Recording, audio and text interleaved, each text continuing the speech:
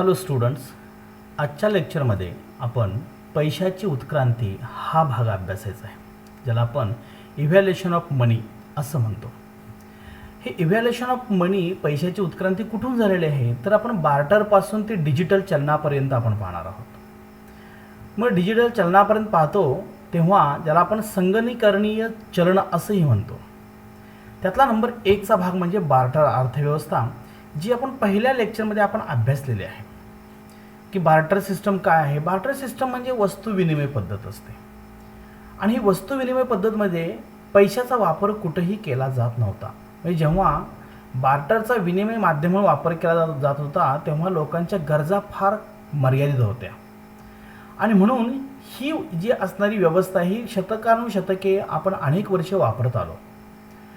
व्यापार पद्धतीमध्ये पैशाचा समावेशच नव्हता असं दिसतं आपल्याला. म्हणजेच काय, तर वस्तू आणि सेवांची देवाणघेवाण करण्यावरती अवलंबून असणारे व्यवहार म्हणजे बार्टर व्यवस्था.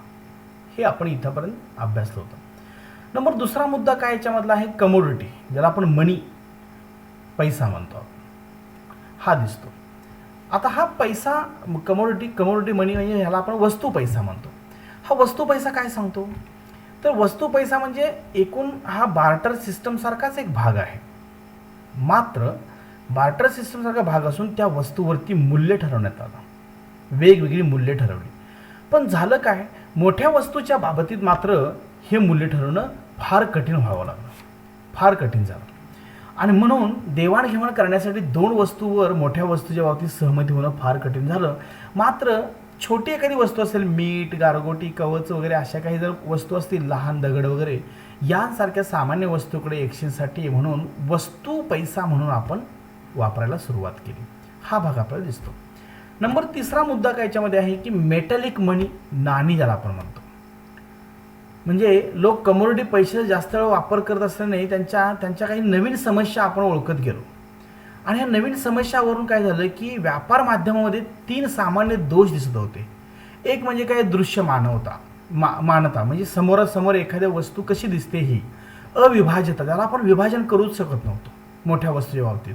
आणि विषमता मोठ्या प्रमाणामध्ये होती.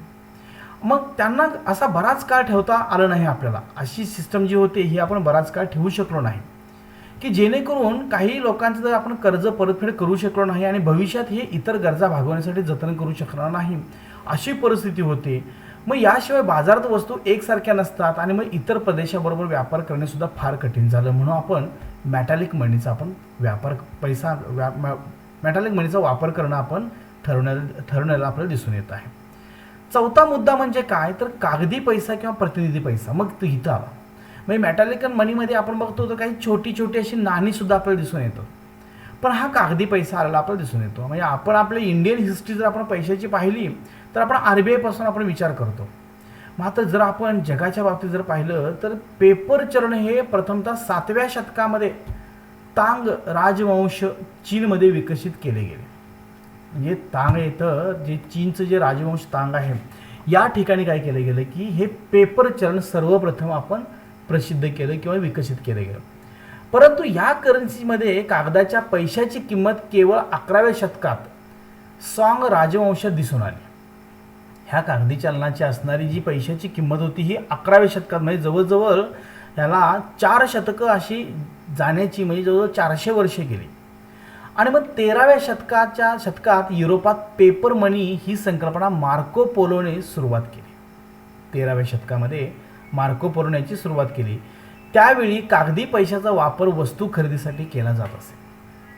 कागदी पैशाचा वापर आपण वस्तू खरेदीसाठी केला जात असे आणि आजकालच्या चलनातून हे अनेक प्रकारे चालते आहे. म्हणजे सुरुवात आपल्याला तिथून दिसते आहे. मुख्य फरक असा होता की बँका आणि खाजगी संस्थांद्वारे चलन जारी केले गेले.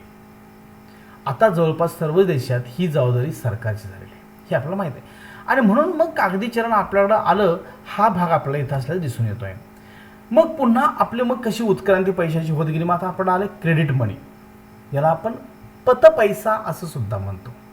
मग हा पतपैसा काय बनला, पतपैसा हा मानक बनला आणि समाजांना हे समजणे सुरू झाले की चांगले जीवन जगणे कागदाच्या तुकड्याने ठरवले जाते. अगदी कागदाचा तुकडा म्हणजे पैसा ठरवले जाते. मग यापुढे जे जीवन सुरक्षित नव्हतं मग त्याला कागदी पैशाला चोरीपासून संरक्षण नव्हतं असंही आपलं दिसतं. म्हणजे आपण आपल्या घरी जर मोठ्या प्रमाणामध्ये पैसा आणून ठेवला तर तो काय फार सुरक्षित नसतो. तो कधीही एखादा चोर येऊन तो चोरी करू शकतो. आणि मग चोराने श्रीमंत लोकांना लक्ष करण्याचं हे दिसून आलं आणि मग काय करायचं, त्याच प्रतिसाद म्हणून एक बँकिंग सिस्टम तयार करण्यात आली. म्हणजे कागदी पैसा होता आणि हा कागदी पैसा घरात ठेवणं म्हणजे तो असुरक्षित. आणि मग काय केलं की हा पैसा योग्यरित्या चांगला सुरक्षित राहावा यासाठीही एक बँक व्यवस्था निर्माण करण्यात आली. आणि याच प्रकारे लोकांना त्यांची बचत सुरक्षित बचत खात्यात जतन करण्यास आणि गरजू लोकांना कर्ज वाटप करण्यास सक्षम झालं. म्हणजे यातून बँकेचं इव्हॅल्युएशनसुद्धा आपल्याला कळतं, बँकेची उत्क्रांतीसुद्धा आपल्याला याच्यामध्ये कळते की कशा प्रकारे होते. आणि म्हणून तथापि त्यांच्या सुरुवातीच्या काळात सर्वात मोठा मुद्दा असा की सावकार गरीब लोकांचे शोषण फार करत होते. म्हणजे बँक एस्टॅब्लिश होण्यापूर्वी हे व्यवहार कोण करायचे, सावकार. आणि मग सावकारांच्या बाबतीत बाकी हा प्रश्न निर्माण व्हायचा की जर आपण एखादा पैसा इथं आणून ठेवला तर तो सुरक्षित नसेल आणि मग सुरक्षित नसणारा पैसा कुठं आणून ठेवायचा, मग तो क्रेडिट मनी म्हणून आपला पत पैसा म्हणून आपला पुढाऱ्याला आपल्याला दिसून येतो आहे. आणि मग त्यातून मग पुढं काय आलं की मग हा क्रेडिट मनी म्हणजे कशावरती, थ्रू द इलेक्ट्रॉनिक पैसा किंवा प्लास्टिक पैसा जो आपण सध्या वापरतोय. इलेक्ट्रॉनिक पैसा किंवा प्लास्टिक पैसा आपण त्याला म्हणतो. मग इलेक्ट्रॉनिक पैसा म्हणजे आपल्याला क्रेडिट किंवा डेबिट कार्ड म्हणून ओळखलं जातं. म्हणजे आज म्हणजे आपल्याला असं सांगावं असं वाटतं अभिमानानं की जवळजवळ आपल्या देशातील 80 ते 90% लोक आज हे इलेक्ट्रॉनिक पैशाचा किंवा प्लास्टिक मनीचा वापर करतात, प्लास्टिक पैशाचा वापर करतात. म्हणजे इलेक्ट्रॉनिक पद्धतीने चलनसाठ्याचा हा एक मार्ग आहे. आज तुम्हाला पैसे पाठवायचे असतील तर तुम्ही RTGS मार्फत NEFT मार्फत तुम्ही पैसे अगदी घर बसल्या बसल्या तुमच्या मोबाईलवरून तुम्ही पाठवू शकता. गुगल ॲप असतील वेगवेगळे आहेत किंवा फोनपे आहेत, गुगल पे आहे किंवा भीम ॲप आहे, वेगवेगळ्या प्रकारचे एकूण ATMचा वापर आहे. यातून सुद्धा आपण काय करतो की पैसे काढू शकतो, पैसे आपण देऊ शकतो. म्हणजे ATMला आपण पैसे पाठवू सुद्धा शकतो. म्हणजे 1920च्या दशकातला जर आपण अमेरिकेतील स्वतंत्र कंपन्यांची ग्राहकांना क्रेडिट कार्ड देणे सुरू केलं होतं 1920मध्ये अमेरिकेमध्ये. आणि खरेदी केवळ कंपनीच्या ठिकाणी अंतर्गतरित्या उपलब्ध होते. म्हणजे त्यांचा इंटरनल ट्रान्झॅक्शन होता किंवा अंतर्गत त्यांचा व्यवहार होता. आजकाल हे जे मॉडेल आहे किंवा हा जो प्लास्टिक मनी आहे हा प्लास्टिक म्हणा स्टार बॉक्स झालेला आहे, जिकडे तिकडे आपण वापरतो आहे. म्हणून काय झालं की इलेक्ट्रॉनिक पैसा ही एक उत्क्रांती झाली आपल्याला दिसून येते.